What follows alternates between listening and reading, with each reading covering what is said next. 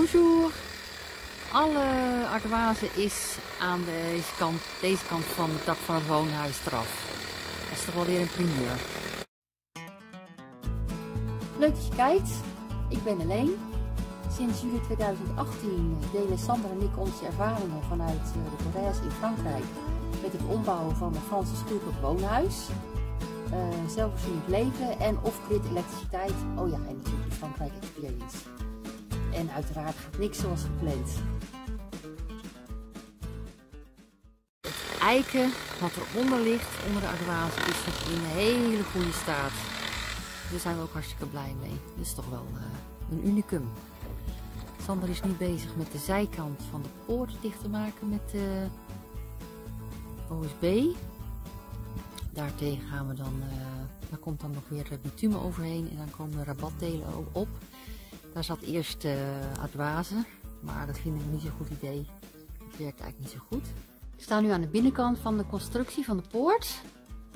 Waar Sander aan de buitenkant OSB-platen tegenaan aan het plaatsen is. Dat is dus daar. Zie je het zo?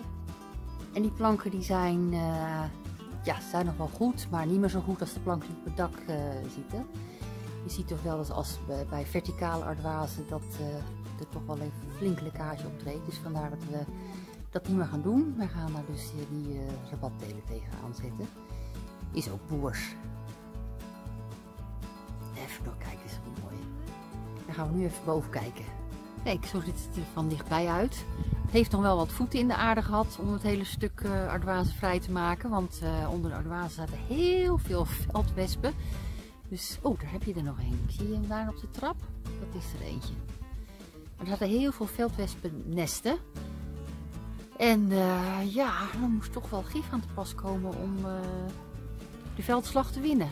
Dat zijn deze. Kijk, hier ligt er nog één. Kan je met 8 meter ver spuiten. Sander die ging naar de winkel waar je dat kan kopen. En die zei, nou, dit is er aan de hand. Oh, dan heb ik wel het medicijn. Nou, en dat werkt. Zo. De veldwesp, die heeft van die lange achterpoten die dan zo'n beetje hangen. En als je dicht bij zijn nest in de buurt komt, nou, berg je dan maar. Dus ja, we hebben toch wel wat gif moeten gebruiken. Nou, het volgende wat hij nu gaat doen is hier, de bovenkant van de poort. Even kijken, er moet een nieuwe plank op. Dit stuk heeft hier, kijk, zit een plank voor.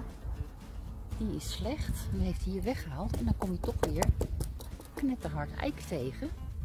Dus dat moet hij eerst eventjes, ja, eventjes is zo'n rot woord, hè, want het kost toch wel weer tijd. Moet je renoveren, verstevigen en dan komt er een nieuwe plank daarbovenop, een nieuwe plank ervoor, want voordat we natuurlijk verder kunnen met het dak, de isolatie erop zetten, moet dit eerst gemaakt zijn, want dan kom je er anders nooit meer bij. De zijkant van de poort, waar ik net al over had, gaan we aan de binnenkant isoleren en het dak aan de buitenkant. Maar onder het zeil, daar hebben we de eerste paar delen isolatie al zitten. Maar tegen de tijd dat het hier erop zit, maken we weer een nieuw filmpje. Je kan natuurlijk ook gewoon eventjes terugkijken op de playlist speciaal over het renoveren van de schuur. Daar kan je het filmpje terugvinden waar we laten zien wat voor isolatie er op het dak ligt. Het dakraam heeft Sander er ook uitgehaald. Dat is waarschijnlijk geen origineel dakraam geweest. Want er vanaf het begin af heeft opgezeten. Maar het is wel van heel mooi gietijzer gemaakt. Dat moet ook nog gerenoveerd worden. Daar gaan we even naar kijken hoe dat eruit ziet, dit dakraam. Kijk, dit is het dakraam wat erin zit. Het is niet helemaal meer heel. Het glas was kapot. Dus er moet een nieuw glas in.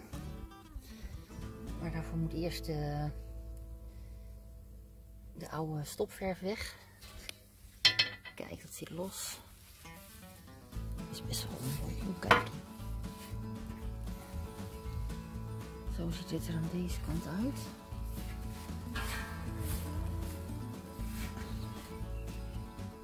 Dit is aardig verroest, maar het is nog helemaal intact. Nou, het is wel mooi dat we dat gewoon weer terug kunnen plaatsen. Zo. Kijk, zo weer goed. Terug weer op de steiger. Hier zie je alle maatvoeringen die Sander gaat gebruiken voor de isolatie erop te leggen. Gewoon standaard maten die je elke keer gebruikt. Dan gaat het wat sneller en dan hoef je het niet alles elke keer op te meten. Kijk, en daar liggen al de aardwazen die van het dak komt. Dat is toch wel een paar duizend kilo die er door onze handen is gegaan. En straks moet het er allemaal weer op. Applaus!